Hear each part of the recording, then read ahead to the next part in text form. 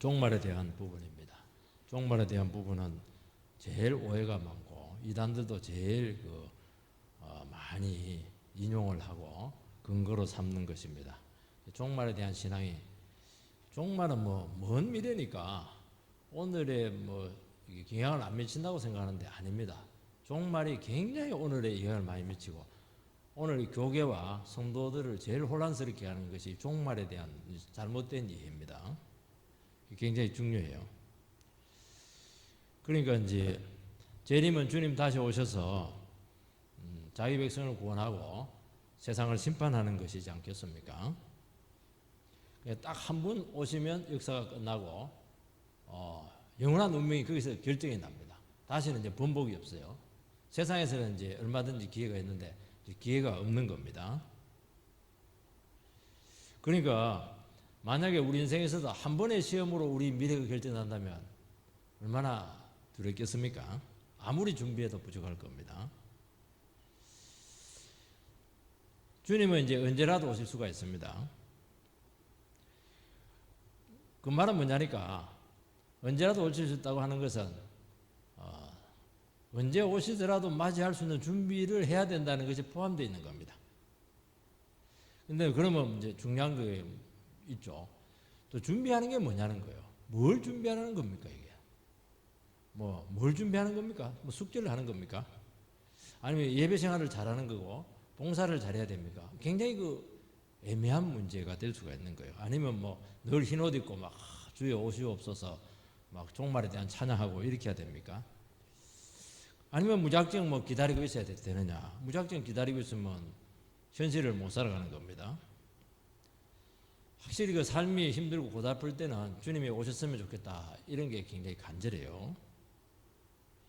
그래서 사람들 마음속에 이런 여러 가지 종말에 대한 자기 처지에 따라서 이렇게 여러 가지 생각들이 있기 때문에 답답하기 때문에 이단들은 이것을 파고들어서 날짜 계산을 합니다.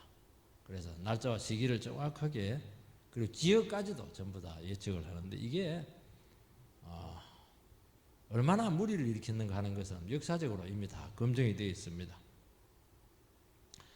다른 신앙은 종말이 없기 때문에 이런 게 문제가 안 돼요. 기독교는 종말이 너무 분명하기 때문에 이게 완전히 신앙의 틀을 다 바꿔놓습니다. 그래서 신앙과 삶과 영혼 전체에 타격을 입힐 수가 있어요. 이렇게 강력한 문제가 이 종말에 대한 문제고 재림에 대한 문제다 하는 것을 기억을 해야 될 줄 믿습니다. 첫 번째는 이 데살로니가 교인들도 잘못된 이 재림에 대한 관심이 너무 많았습니다. 바울 사도가 오늘 본문을 쭉 읽어보면은 내가 너희들에게 종말에 대해서 재림에 대해서 가르쳤다는 거예요. 충분히 3주 가르쳤는데 어떻게 이걸 가르쳤는지 저는 잘 모르겠어요.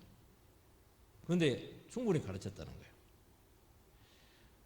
그럼 가르침대로 하면 될 텐데 성도님들이 너무 지나치게 염려하기도 하고 재림에 대해서 불안해했다는 것을 알 수가 있습니다. 우리가 지난주에 살펴봤던 것처럼 지난주도 마찬가지였잖아요. 이게 주의 강림 이 부분 먼저 천국 간 사람들 먼저 죽은 사람들 어떻게 될 것인가 이게 대해 지나친 관심을 가진 거예요. 왜냐하면 당장 올 줄 알았는데 오늘 말씀은 마찬가지예요. 재림 오면 어떻게 준비해야 될 것인가 여기 또 지나친 관심을 가지는 겁니다. 사람은 그래요. 사람은 성경대로 이렇게 하면 되는데 아닌 겁니다. 왜냐하면 내 느낌이 그게 아니거든요. 1절 말씀을 읽어보면은 형제들아 때와 시기에 관하여는 너희에게 쓸 것이 없으면 성도님들이 재림에 대해서 때와 시기에 대해서 너무 관심이 많다는 거예요. 쓸 것이 없다고 하는 것을 이미 가르쳤다는 거예요. 내 가르친 대로 믿으면 될 거 아니냐. 때와 시기는 나도 모른다. 예수님께서 모르는 게 있네. 그게 아니고 예수님은 영원 없는 세계에다가 세상 세계 속으로 파고 들어왔잖아요. 시간과 공간에 있는 세계로 파고 들어왔기 때문에 그런 의미에서 모른다는 거예요. 왜냐하면 이 공간과 시간이라고 하는 이 세상의 개념 속에 자기가 있기 때문에 때와 시기를 모른다는 거예요. 하나님만 안다는 것이잖아요. 그 말은 뭐냐니까 재림의 시기라고 하는 것은 굉장히 예민한 문제고 하나님께서 비밀로 붙여놨다는 거예요. 왜 비밀로 붙여놨느냐? 알면 안 좋기 때문에 그렇다는 겁니다. 그리고 철저히 하나님의 주권에 달려 있는 거예요. 전혀 도움이 안 된다는 거예요. 알아서 도움이 될 거 하나도 없는 거예요. 그러면 알지 않아야 되는 겁니다. 알려고 하는 것 자체가 불경죄입니다. 그게 쉽게 얘기하면. 왜 이 사람들이 그 재림의 시기에 대해서 알려고 했는가 하는 것은 두 가지 이유입니다. 첫 번째는 뭐냐니까 재림을 너무 열망을 한 겁니다. 너무 열망해도 안 돼요. 간절히 사모하는 건 되지만 너무 열망하는 것은 항상 문제가 되는 것입니다. 왜냐니까 그들의 사정이 딱해서 그렇습니다. 너무 힘들고 핍박이 많고 경제적인 어려움이 계속되고 이렇게 하면 빨리 주님 왔으면 싶은 겁니다. 빨리 끝내고 싶거든요. 병치레 오래 하고 이렇게 하면 빨리 끝내달라고 얘기하거든요. 우리나라에서 이제 신앙이 오고 우리나라 복음이 전거되고 나서 제일 어려울 때가 일제 강점기였거든요. 그때 얼마나 성도님들이 재림을 갈망했는지 찬송하면 전부 다 재림가입니다. 뽕짝으로 해가지고 전부 다 재림가고요. 성경 중에서도 제일 사모하는 게 요한계시록입니다. 우리는 제일 낯선 게 요한계시록인데 이분들은 뭐 요한계시록을 달달달달 외웁니다. 그리고 어느 목사님은 9,000번을 읽었다고 그래요. 요한계시록을. 그러니까 막 엄청난 거예요, 이게. 그 말은 뭐냐? 그 정도로 이 요한계시록에 대한 이 갈망이 많았다는 거예요. 그 재림에 대한 문제잖아요, 이게. 우리 한국 장로교 특히 총신 쪽, 이 보수 쪽의 대부가 누구냐면은 박형룡 박사입니다. 책을 한 12권 조직신학책을 굉장히 기본서로 굉장히 중요한 책을 썼어요. 이분이 자기가 독창한 것은 아니고 네덜란드 화란에 있는 뻘코프라고 하는 아주 유명한 교수가 있습니다. 그걸 기본서로 해서 그대로 우리나라 식으로 해서 좀 이렇게 옮긴 겁니다. 똑같아요. 똑같은데 우리 사정에 맞도록 이제 한 개 틀린 게 있는데 하나가 딱 틀립니다. 마지막 종말론의 입장이 달라졌어요. 뻘코프 교수님은 이제 무천년주의자다. 무천년주의자는 이제 천년왕국 그걸 갖고 얘기하는 건데 좀 어려울 수도 있는데 듣기만 하면 됩니다. 천년왕국은 복음시대를 이야기한다. 그러니까 복음시대 때 열심히 복음을 전거해라. 이제 그런 의미로 무천년설을 주장을 한 거거든요. 그러니까 이게 재림에 대해서 이제 이게 약한 거예요, 이게. 일제시대 때 굉장히 약한 거예요. 그래서 박형룡 교수님은 우리나라 입장에 맞도록 역사적 전천년주의를 주장합니다. 주님이 당장 와야 되고 오면 죄인들을 심판하고 자기 자녀들을 구원하고 상 주고 딱 맞잖아요, 우리한테. 그걸 이제 주장을 한 겁니다. 왜 그러냐? 시대가 그걸 요청을 한 것이죠. 지금은 평화 시기라 그러니까 우리나라에서 무천년주의자들이 굉장히 많아요.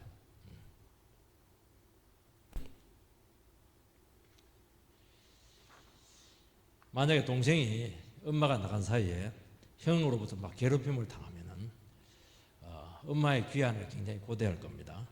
발자국 소리만 나도 막 그냥 문소리에도 막 촉각이 곤두서게 될 겁니다. 특히 이제 제일 좋은 건 막 형들이 막 자기를 때리고 있을 때 그냥 그때 탁 나타나면 얼마나 기분이 좋겠어요. 신앙 때문에 막 감옥에 들어가 있고 고문 당하고 있고 이렇게 할 때 막 순교 당할 때 나타나면 막 최고죠. 그런데 막 귀가가 점점 늦어지는 거예요. 얼마나 실망이 되겠습니까? 저녁 뭐 늦게 전화가 가지고 며칠 있다 갈게 이라 뭐 거의 뭐 지옥이죠. 그러니까 데살로니가에 있는 성도님들은 생전에 주님이 오실 것을 철석같이 믿었습니다. 예수님께서 너 이 세대가 다 지나가기 전에 내가 다시 오리라 그렇게 이야기를 했거든요. 사실 이 세대가 한 세대냐? 주님은 그런 얘기한 것은 아니었어요. 이 세대. 여러 세대인데 그걸 대표적으로 얘기한 건데 성도님 입장에서는 안 그런 거예요. 왜냐하면 초창기니까 얼마나 신앙 가지기 힘들었겠어요. 그죠? 빨리 오셔서 심판하시고 자기 백성들을 구원해야 되는데 이 열망이 너무 강했던 겁니다. 그러면 이제 무슨 일이 생기냐니까 자꾸 묻는 거예요. 언제야? 언제야? 자기들끼리 묻는 거예요. 이게. 애들 뭐 소풍 너무 가고 싶으면 자기들끼리 알면서도 막 언제야? 언제야? 며칠 남았어? 며칠 남았어? 그 얘기만 하는 거예요, 지금. 소풍 가야 되니까. 시도 때도 없이 묻는 겁니다. 이것이 이제 영적으로 보면은 지나친 열광주의죠. 아무것도 안 해요. 그 때만 기다리는 겁니다. 그 시기만. 하늘만 바라보면서 그냥 공기만 마시고 사는 겁니다. 직장 생활을 안 해요. 돈을 안 벌어요. 그리고 막 기도하고 금식하고 막 기도원 가는 걸 너무 좋아하고 이렇게 하는 겁니다. 지나친 건 좋은 게 아닙니다. 이게 종말 신앙의 잘못된 뒤에서 왔다는 거예요. 두 번째는 주님 오시면은 재림하면은 준비를 너무 잘하고 싶은 거예요. 100점 받고 싶은 거예요. 100점. 낙제 안 되면 되는데 너무 잘하고 싶은 겁니다. 너무. 운전면허증은 80점만 따면 되거든요. 그걸 굳이 100점 받으러 한 사람이 있습니다. 낙제만 안 되면 돼요. 그래서 주님 재림을 안다면은 아무래도 시기를 하면은 준비하는 데 굉장히 유리하다는 겁니다. 굉장히 순진한 생각이죠. 이런 신앙인들의 특징은 좀 마음이 좀 심약해요. 겁이 많고 두려움이 많은 사람들입니다. 자기 운명에 대해서 지나친 관심을 가지는 이런 사람들이 있어요. 신앙에 보면 내가 정말 구원받았나 구원받지 않았나 이런 사람들 특징은 설교를 들을 때도 계속 구원 설교만 듣습니다. 그리고 막 예수 믿습니까? 이러면 또 와서 믿는다고 그렇게 하고 그렇게 하는 거예요. 왜냐하니까 자기 소속이 지금 이게 준비가 됐는지 이게 불명확한 거예요. 왜냐하면 자꾸 죄를 지니까 자꾸 그 생각을 하니까 지옥 갈 것 같으니까 그렇게 하는 거예요. 이게 주님이 오실 때 주님께 나 너 모르겠다 그러면 얼마나 끔찍하겠습니까? 주님 앞에서 내가 설 자리가 있어야 되는데 너는 천국에 자리가 없다. 그렇게 하면 얼마나 불쌍하겠어요? 주님 만나지 못하면 혼인잔치에 못 들어가면 얼마나 춥고 배고프고 이를 가리겠습니까? 심판대 앞에 내가 설 준비가 되어 있을까? 그걸 생각하니까 막 너무 두려운 거죠. 그래서 무슨 일만 생기면은 염려하는 겁니다. 지나치게.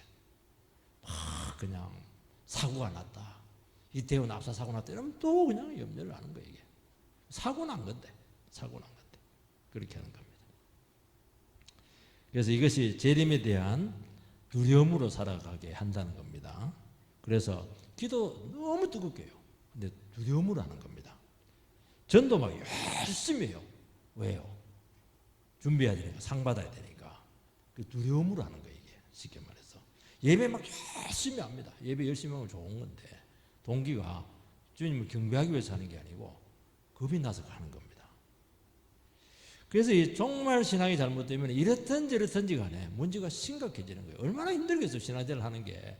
심리적으로도 힘들고, 현실적으로도 힘들고, 가정적으로도 힘들고, 가정을 돌보겠습니까? 안 돌봅니다.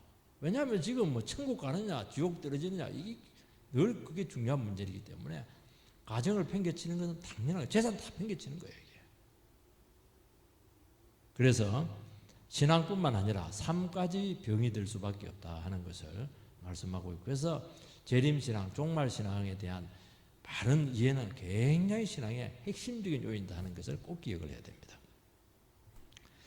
두 번째는 재림에 대해서 바울 사도가 아주 바른 정립을 해주고 있습니다. 2절 3절 말씀을 읽어보면은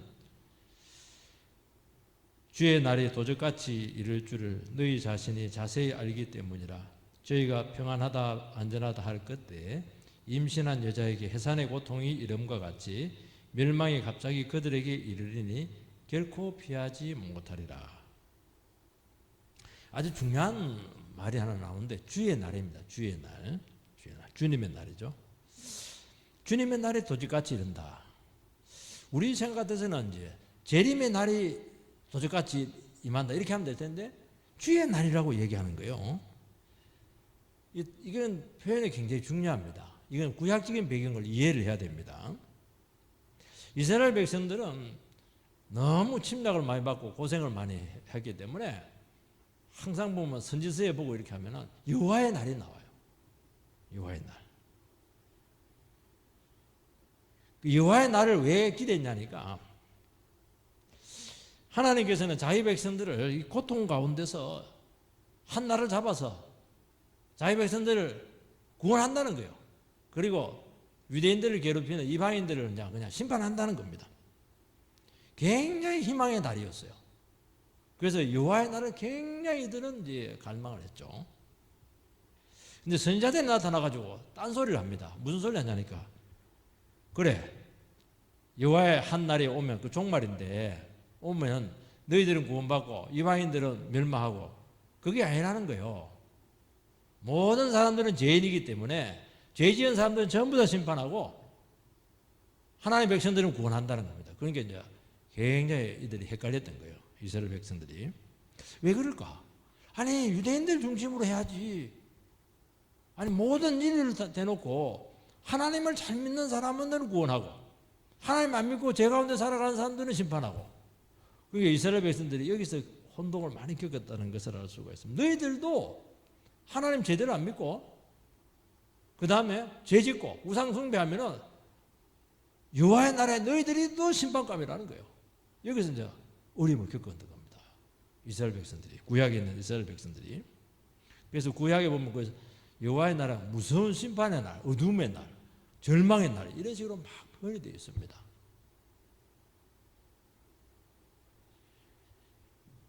그런데 신약에 와가지고 모든 죄인들은 전부 다 하나님께서 심판을 하시는 그 한 날이 있는데, 그 한 날에 예수님께서 대신 모든 인류의 죄를 대신 지시고 심판을 받으셨어요. 그 심판의 날을 구원의 날로 바꾸었습니다. 그래서 여호와의 무서운 날이 주님의 은혜의 날로 이렇게 변경이 되었어요. 이건 대단한 변경이죠. 이게 구원이죠. 이게 복음의 능력입니다. 그래서 예수님께서 내 죄를 대신해서 죽어 주심으로 나를 위해서 죽었다는 것을 믿기만 하면은 심판의 저주가 사라지고 성령으로 구원을 이루어 주신다는 것입니다. 그래서 재림 때 우리의 모든 구원이 완성이 된다. 굉장히 종말론이 풍성해지게 되었고 소망에 되게 되었고 굉장히 기대감 있는 그런 날이 되었던 것입니다. 그런데 이제 제사장과 성도님들 같은 경우에는 구약에 있는 이스라엘 백성들처럼 주님이 오실 날만 고대를 한 거예요. 그리고 너무 고대를 했고 또 그 날을 잘 준비하기 위해서 막 구원에 실패하지 않도록 막 그렇게 온 관심을 썼던 거예요. 그거는 잘못됐다는 거예요. 그 주의 날, 예수님의 은혜의 날을 이해를 못하고 있었다는 거예요. 그걸 이야기하는 겁니다. 주님께서 원하신 것은 당장 와가지고 다 때리잡고 그냥 이렇게 그렇게 하는 것이 아니고, 두려운 날이 아니고 성령을 보내가지고 많은 사람들 전도해가지고 더 많은 사람들이 구원받고, 그리고 하나님의 자녀들이 주님을 나타내고 죄와 싸우고 믿음을 승리하고 사명을 감당하고, 이걸 원했는데 제사장의 사람들은 사명은 전부 생각도 안 하고 전도할 생각도 안 하고 주님만 오시기만 하라는 거예요. 나만 구원받으면 되니까. 그러니까 종말 신앙이 잘못되면요 굉장히 이기적이 됩니다. 사람 자기밖에 몰라요. 가족들 죽어도 몰라요. 왜냐하면 내가 구원받아야 되니까. 이렇게 무서운 겁니다 이게. 주님께서는 교회 시대를 주었잖아요. 주님께서 오셔가지고 하늘로 올라가시고 다시 오신다. 그게 이제 종말 기간인데 당장 오면 좋겠지만 벌써 2100년이 2020년이 넘어버렸잖아요. 굉장히 길어진 거예요 이게. 길어진 건 좋은 거거든요. 왜냐하면 더 많은 사람들을 구원하기를 주님께서는 원하시는 것입니다. 이 진리를 이해하지 못하는 바람에 어떻게 하든지 심판을 피해야지. 굉장히 소극적이고 이기적인 모습의 신앙을 가지게 되었다는 거. 그거는 아니라는 거예요. 그거는 종말 신앙이 잘못되었다는 거예요. 이거는 교정을 해주겠다는 겁니다.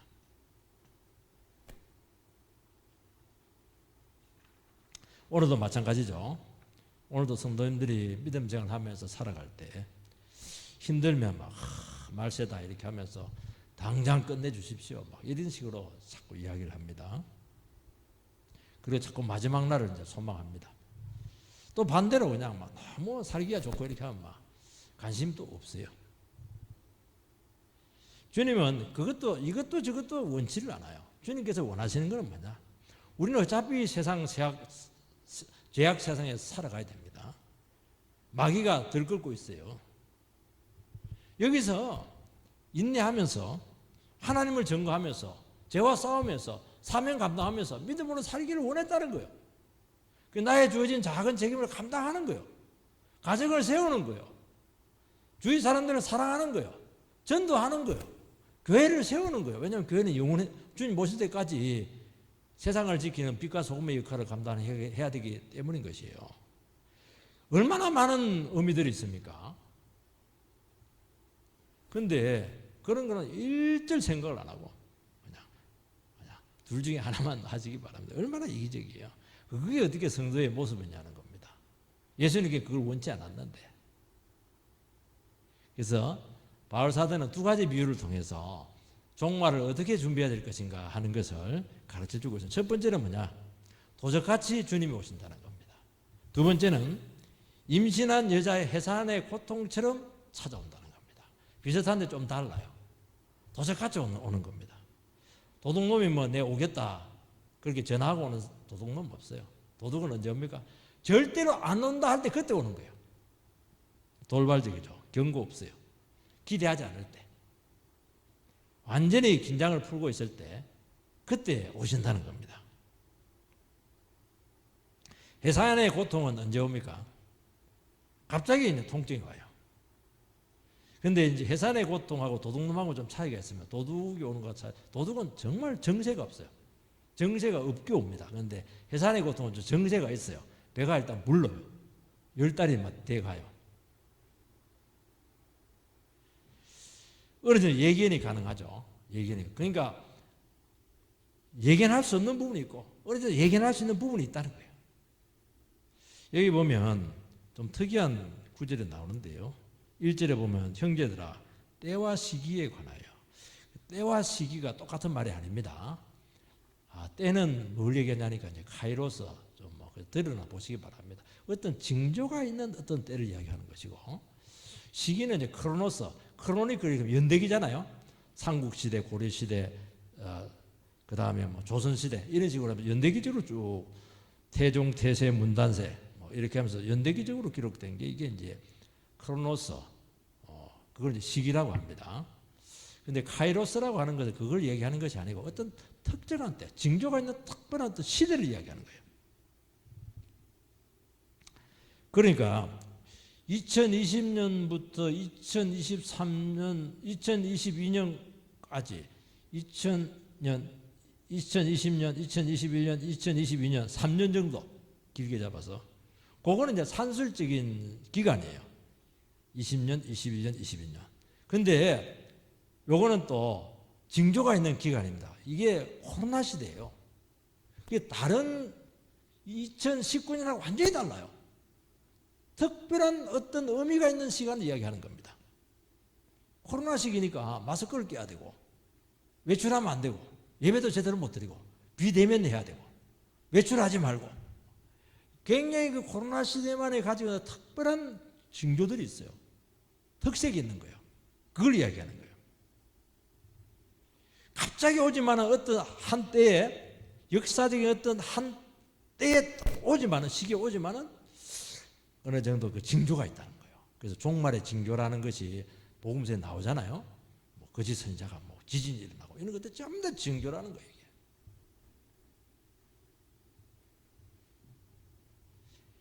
여러분 임신 기간은 10달인데 그 10달과 다른 달은 달라요. 우리 출산일은 모르잖아요.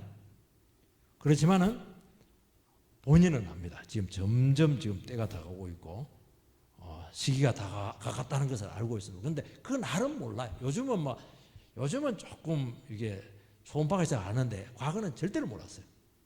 나와야 나오는 거예요. 그렇지만 알아요. 배가 너무 부르고 통증이 오고 이러면 어느 정도 압니다. 그러면 이제 출산 준비를 하잖아요. 기저귀도 사놓고 이렇게 하는 거예요. 그래서 우리 성도님들은 두 가지 시간을 가지고 있습니다. 연대기적인 시간을 가지고 있어요. 결정적인 때라고 하는 시간을 가지고 있고 어떤 징조가 있는 때를 가지고 있는 거예요. 그걸 두 가지를 다 기억을 해야 된다는 거예요. 그래서 우리는 마지막 때, 종말의 때 이건 징조가 있다는 거예요.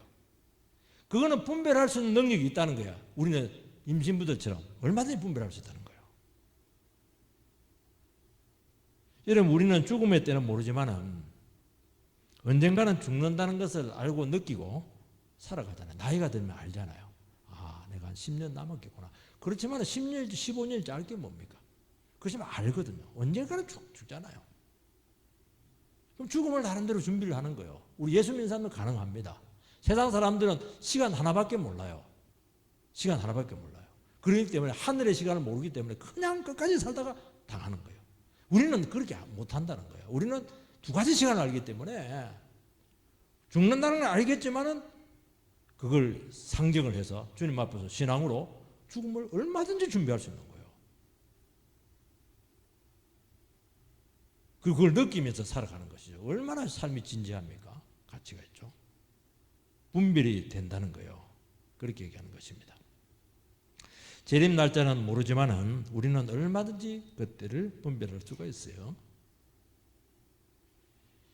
우리가 그 때를 분별하고 종말의 시기를 안다면은 어떻게 때 하나밖에 모르는 세상 사람들과 같이 살아갈 수가 있겠는가? 그 얘기를 하는 겁니다. 지금 그날을 당연히 준비하는 것은 마땅하죠. 이것이 뭐냐? 이것이 깨어 있는 거라는 겁니다. 잠 안 자고 있으면 안 돼요. 잠 더 자야지. 그 일을 하니까 이게 깨어 있는 게 지금이 지금 종말의 때구나. 주님께 나에게 주신 사명이 있구나. 내 교회를 어떻게 섬겨야 되겠구나. 내가 지금 이 순간 주님께서 원하시는 뜻이 무엇인가? 너무너무 많은 일들이 있다는 거예요. 풍성한 게 있다는 거예요. 이걸 전부 다 잊어버린다는 거예요. 그래서 우리는 이게 이제 긴장하는 겁니다. 이걸 까먹고 그냥 세상에 빠져가지고 그냥 세상 사람들이 가는 그 욕망의 길을 가고 그게 게으른 거예요. 그게. 쉽게 말해서. 그러니까 내가 주님 앞에 서게 됐을 때 과연 떳떳할 수 있을까? 이런 질문이 나오는 것은 당연하다는 거예요. 이것이 바른 종말의 신앙을 가지는 그 원리라는 것입니다. 또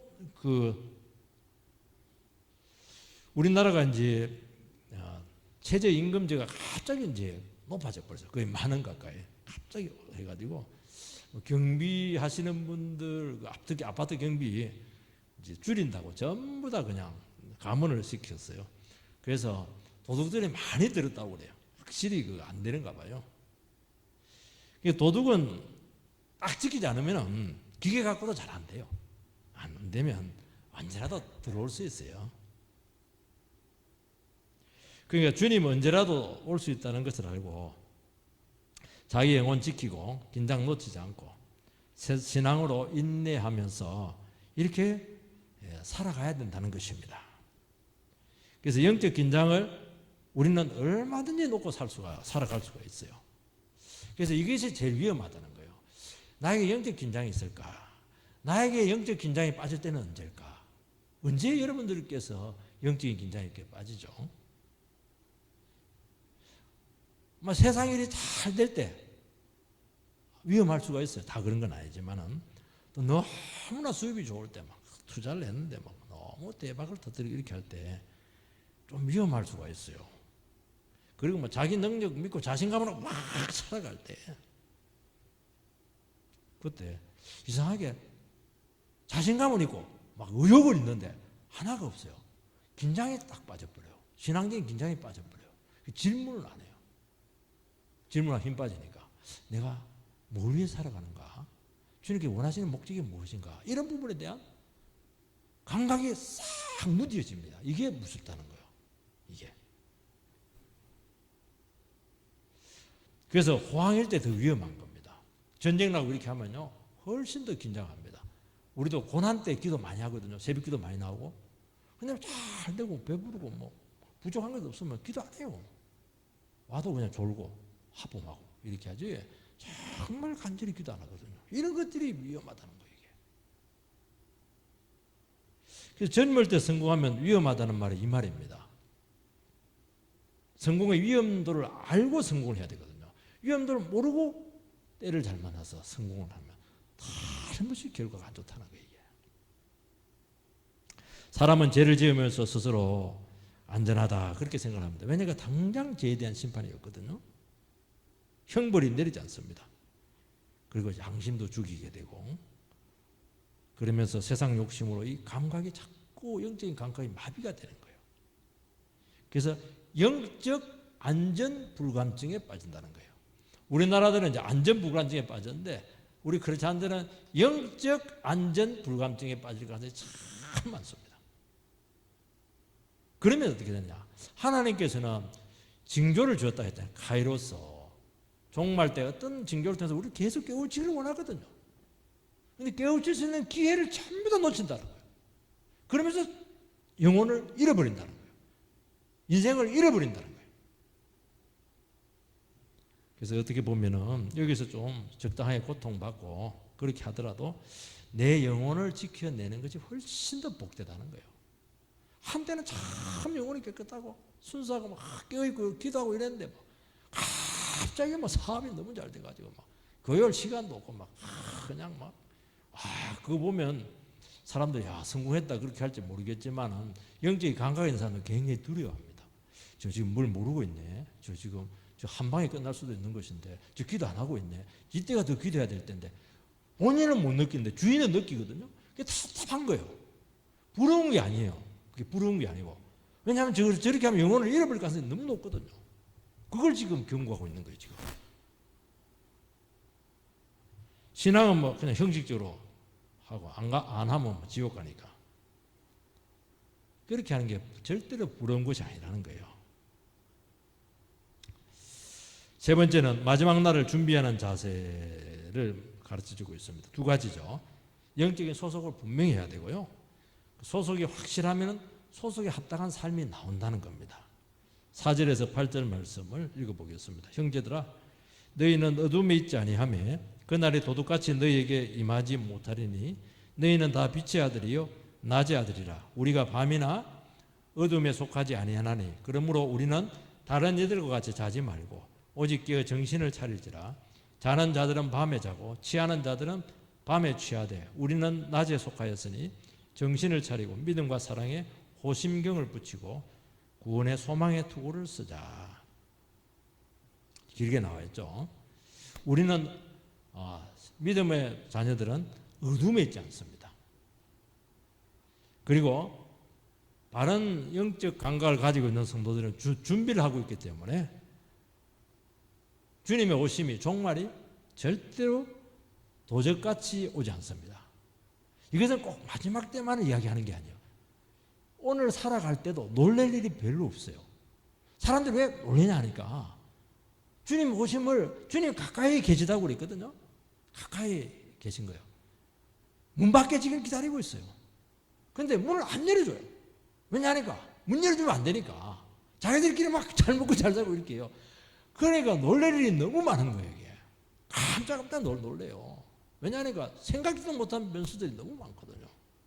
근데 다 주님과 함께 문 열어주고 상의하고 그분을 가까이 하고 이렇게 하면은 놀랄 일이 없어요. 주님이 가르쳐줘요.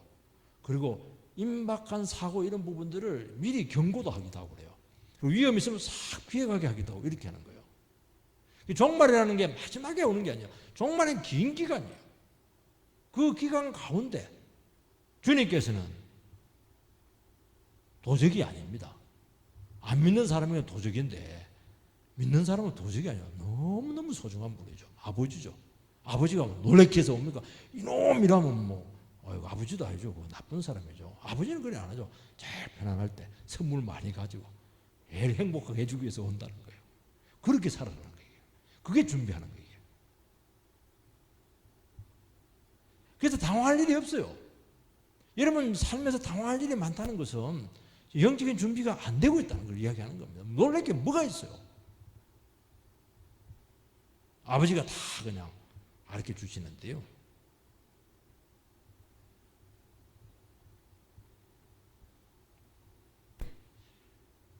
잠자지 않고 깨어 있으면 당황할 필요 없잖아요. 잠자거나 술 취하거나 어둠에 있으면 망합니다. 틀림없어요. 그래서 제일 중요한 것은 이제 소속의 문제입니다. 내가 정말 빛의 자녀가 되었느냐는 거예요. 왜냐하면 소속에서 존재가 나오는 거예요. 하나님 관계에 있을 때 우리는 신분이 살아나게 되고 신분이 확실해지게 되면 삶이 살아나게 되는 거예요. 사명이 살아나는 거예요. 목적이 살아나는 거예요. 여기서 나오는 거예요. 내가 누군지 모르면은 절대로 삶이 안 나와요. 깨어있으면 오지 않아요. 그래서 마지막에 가까울수록 어떻게 되냐? 소속을 분명히 하라는 거예요. 하나님의 자녀의 정체성을 분명히 하라는 거예요. 그런데 시간이 가면 갈수록 믿는 사람인지 안 믿는 사람이 구분이 안 되는 사람이 너무 많다는 거예요. 이게. 그게 위험하다는 거예요. 더 분명해져야 된다. 저 사람 딱 보니까 확실해. 저 사람은 하나님의 백성이야. 왜 그 소리를 못 듣냐는 거예요, 지금. 미군이 이제 아프가니스탄을 이제 이렇게 탈레반의 그 테러범들이라 가지고 가까이 싸우는데 결국 아프가니스탄은 안 돼요. 너무 지형이 어려워가지고 철수를 합니다. 철수를. 미군들은 철수를 할 때 한 가지 분명히 합니다. 미국 국적자는 한 명도 남겨두지 않고 전부 다 수송기로 다 옮깁니다. 그때 수송기 막 뜨는데 보니까 아프가니스탄 사람들이 와가지고 그 밖에다 잡고 날개도 잡고 가더라고. 그 높이 떴는데 떨어져 버렸어요. 왜 떨어졌어요, 그 사람은? 미국 국적자가 아니라서 그래요. 여러분 혼인잔치에 올라갈 텐데 여러분 주님 국적자가 아니면 하나님 나라 국적자가 아니면 떨어지면 어떻게 하려고 그래요? 미군이 이제 월남 패망으로 떠나게 됩니다. 사실은 월남이 썩어서 그래요. 그런데 월남의 패망 시점은 남쪽에서 항복한 시점이 아니에요. 미국 국민들 국적자가 대사관에서 헬기를 타고 떠나는 시점을 패망 시점으로 봅니다. 그러니까 이 말은 뭐냐니까 주님도 마찬가지라는 거예요. 자기 백성들을 끝까지 마지막까지 챙기는 그 날이 끝나는 날이에요. 놀랍죠? 한 명도 놓치지 않는다는 거예요. 그래서 우리가 소속이 분명하면은 합당하게 얼마든지 살아갈 수 있고 그렇게 된다는 거예요. 그게 깨어있는 것이고 건실하는 것입니다. 잠은 자세요. 부지런은 하세요. 부지런하지만 욕망을 향해서 부지런한 것은 아니죠. 여러분 존재는 행동과 삶을 규명하는 거예요. 잠자지 않고 살아가고 부지런하게 살아가는 거 이것만은 육체적인 의미를 얘기하는 게 아닙니다. 영적으로 살아있고 게으르지 않는 거예요.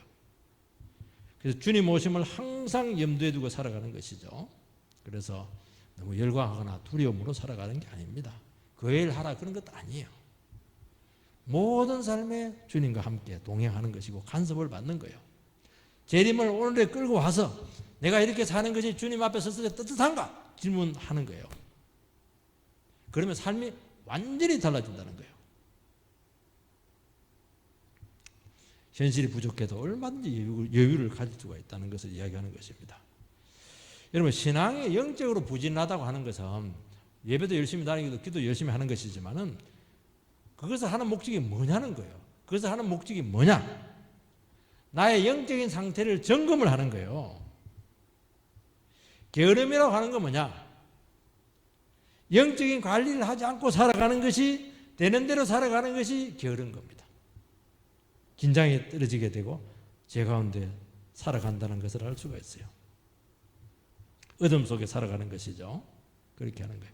그러니까 우리는 이걸 해라는 거예요. 다른 거 하지 말고 하나님 말씀 앞에서 나의 모든 문제를 끌고 와서 하나님 내가 지금 이 순간에서 해야 될 게 뭡니까?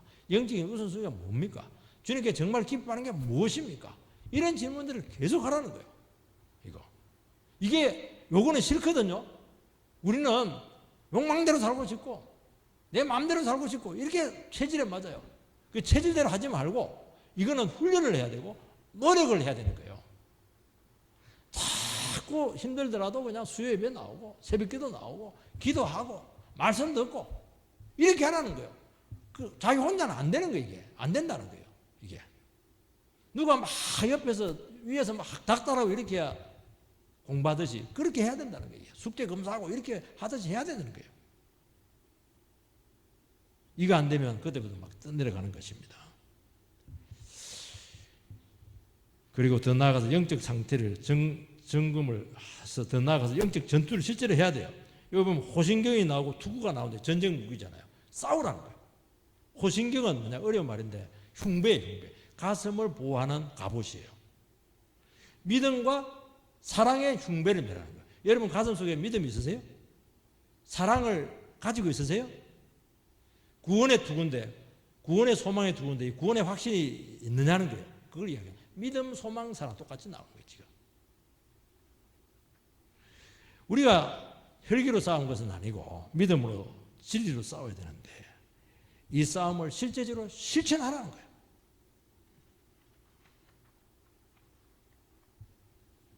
그러면은 주님께서 내 편에 되어 주셔서 전부 다 이기게 해 주셨다. 그렇게 말씀하고 있고 우리 그런 삶, 그 교회는 그거 하는 거예요. 서로 권면하는 거예요. 우리 끝까지 믿음으로 싸우자.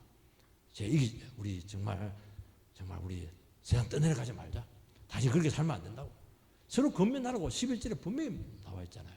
그렇게 되시기를 주의 이름으로 축복합니다.